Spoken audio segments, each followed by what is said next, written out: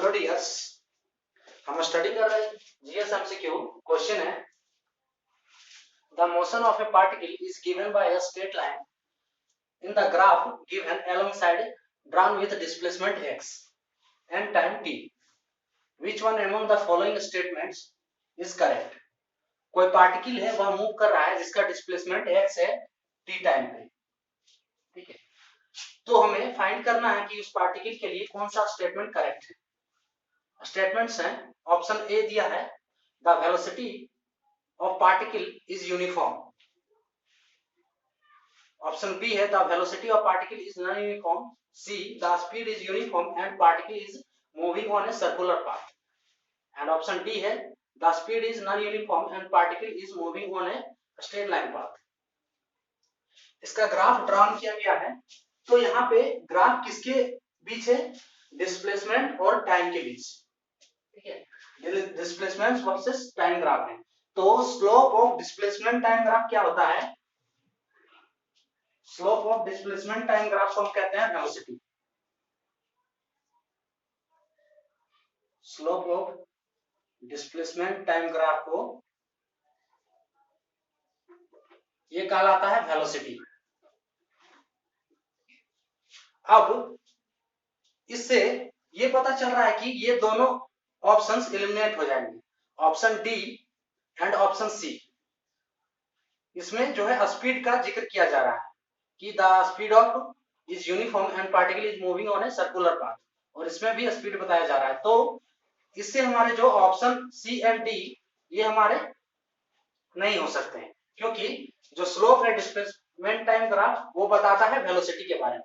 अब ये दोनों ऑप्शंस है कि the velocity of particle is uniform और the velocity of particle is non uniform. तो सबसे पहले uniform and non uniform velocity क्या होता है?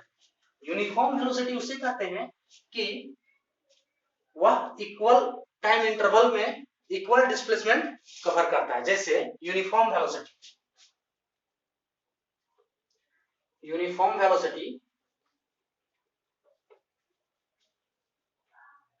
ये होता है इक्वल डिस्प्लेसमेंट कवर करता है इक्वल टाइम इंटरवल में। इक्वल डिस्प्लेसमेंट कवर करता है इक्वल टाइम इंटरवल।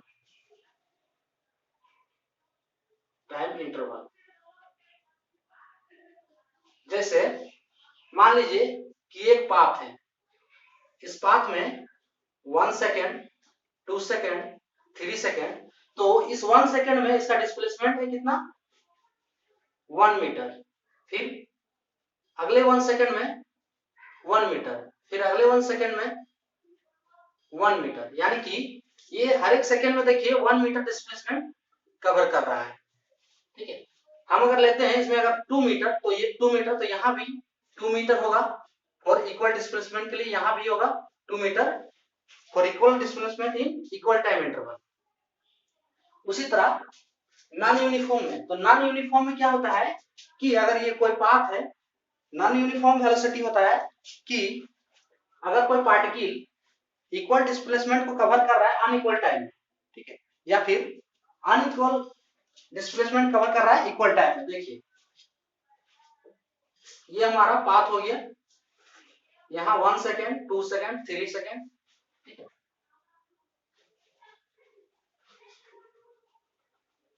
1 2 3। अब यहाँ पे पार्टिकल कवर किया 1 मीटर डिस्प्लेसमेंट, यहाँ पे कवर कर लिया 2 मीटर डिस्प्लेसमेंट, फिर यहाँ पे कवर कर लिया अगर 4 मीटर डिस्प्लेसमेंट, तो ये क्या हो गया?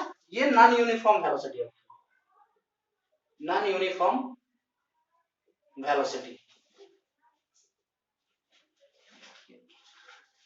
तो इस क्वेश्चन के अनुसार पार्टिकल का जो मूविंग है वह उसका ग्राफ क्या बता रहा है? स्ट्रेट लाइन बता रहा है। स्ट्रेट लाइन ग्राफ तभी आएगा जब पार्टिकल का वेलोसिटी यूनिफॉर्म हो।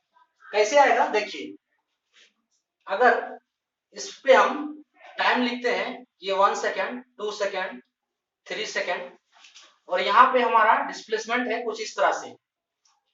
1 सेकेंड में हमारा डिस्प्लेसमेंट हुआ 1 मीटर, 2 सेकेंड में डिस्प्लेसमेंट हुआ 2 मीटर, 3 सेकेंड में डिस्प्लेसमेंट हुआ 3 मीटर। तो यहां से इस ग्राफ को हम अगर ड्रा करते हैं तो कुछ इस प्रकार से होगा, ठीक है। और यही हमारा दे रहा है, जो स्लोप हमारा है वह स्ट्रेट लाइन है, ठीक है। सो ये हमारा स्ट्रेट लाइन, यानी कि ये जो हमारा क्वेश्चन पूछा जा रहा है कि इनमें से कौन सा ऑप्शन करेक्ट होगा फॉर डिस्प्लेसमेंट एक्स और टाइम टी के लिए, तो ये ऑप्शन होगा option A, the velocity of particle is uniform. हमारा ऑप्शन ए करेक्ट होगा और ऑप्शन बी, सी, डी रॉन्ग होगा। अगर यहाँ पे स्पीड की जगह वेलोसिटी भी होता तो भी ये ऑप्शन करेक्ट नहीं होता, क्योंकि सर्कुलर पाथ ये नहीं बनाएगा। सर्कुलर पाथ का ग्राफ कुछ इस प्रकार से होगा, ये कुछ इस प्रकार से होगा, जो कि ये एसएचएम में पढ़ना है, तो ये भी ऑप्शन नहीं होता। यहाँ पे अगर वेलोसिटी होता, यहाँ पे भी अगर वेलोसिटी होता तो ये नहीं होता, क्योंकि ये नॉन यूनिफॉर्म पाथ को नहीं ट्रेवल कर रहा है। तो इसका आंसर होगा option A. The motion of particle is given by a straight line in the graph given along side round with displacement x and time t, which among the spectrum is correct। तो इसका answer होगा option A. ये question NDA में पूछा गया था, NDA 2013 का question है। तो आज के लिए इतना ही, जय हिंद।